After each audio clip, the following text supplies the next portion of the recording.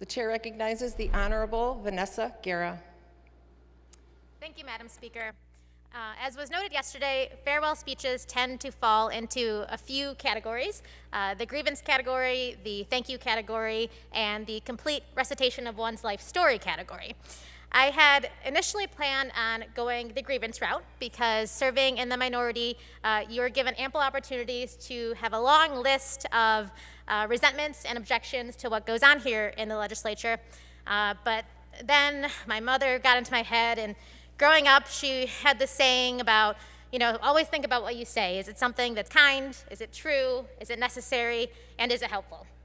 My grievances would probably be 2 for 2 based on those metrics, so I have opted for the thank you route instead.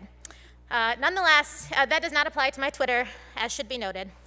Nonetheless, I truly welcome the opportunity to publicly thank those in this world who, frankly, I feel like I cannot thank enough for helping me do what I do and that have done so much for me.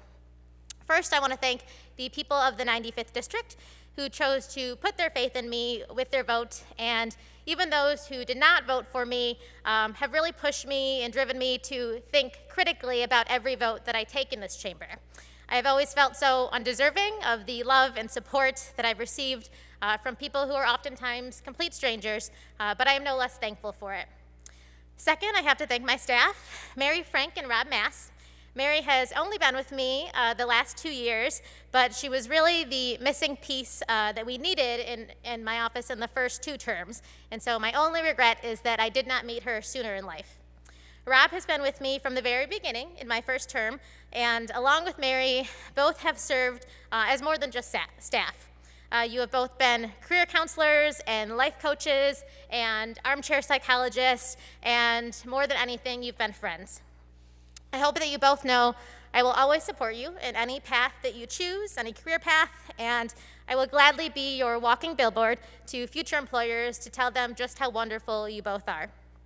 Third, I want to thank all of the House Dems caucus staff for their incredible work and the incredible patience that they must have.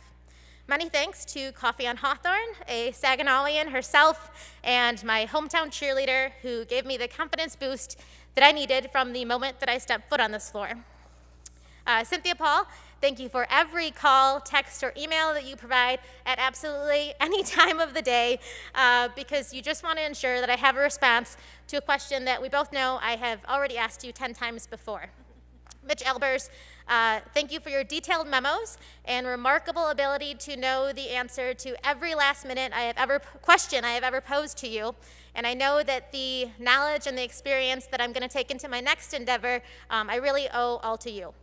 Also, many thanks to Liz Kranz and Zach Krim, our amazing caucus staff who always made me feel as though the deadlines really weren't real because I submitted everything to you at the last minute and somehow you still wrote and created graphics for us that were amazing. I also must thank Reps Camilleri, Pagan, and Wintberg for the personal friendships we've created. I came into the legislature with Rep Pagan and Wintberg and was immediately impressed with Rep Pagan's truly obsession with campaigning, but also her advocacy for reproductive rights, an issue that I know we will both continue to fight for, even in our future positions. I was equally as impressed by Rep Wittenberg's prudent commitment to gun violence prevention, and more personally, his innate ability to make me laugh at times when the overwhelming weight of the work that we do here would really get me down. As for Rep Camilleri, despite us butting heads at the beginning, with his only technically accurate proclamations of being the youngest Latino legislator, he has served as a welcome confidant, and I have envied the thoughtful and innovative ways he communicates with his constituents on a regular basis. I do think going live on Facebook is still annoying, but I will let that slide. Last but not least, thank you to my family, my friends, and especially my husband.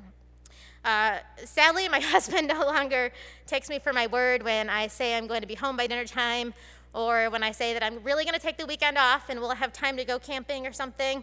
And he really doesn't believe me when I say that on anniversaries they won't double as opportunities to attend community events, but I appreciate him, and I know that I would not be as gracious as he has been with me in this job, but I know that that is why he is my better half. So thank you for your time today, and good luck.